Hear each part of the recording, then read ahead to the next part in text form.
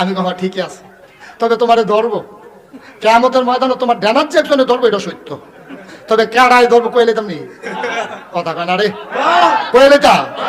ধরবো, ধরাটা শক্ত। কিন্তু আটতে থাকবো, বইসটা দিলাম হুজুরে কু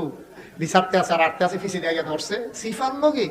উফরার আটটে, এই গুস্তটা ঠিক রয়েছে, আড্ডিটা গুঁড়ো হয়ে গেছে, সিফা ধরার ঠেলা হেতে সিল্লা দেখবো কেডাইডা হুজুরে কু সাইয়া দেখে যে আব্দুল মালেক, কেডাইডা জাহান্নামের দারোয়ান। ধরছে পরে জিজ্ঞাসা কি আপনি কি সিফা দিয়ে ধরছেন হুজুরে কো, তোমার হুজুরকে সাই যাইছি, তোমার সারটা নাইছি।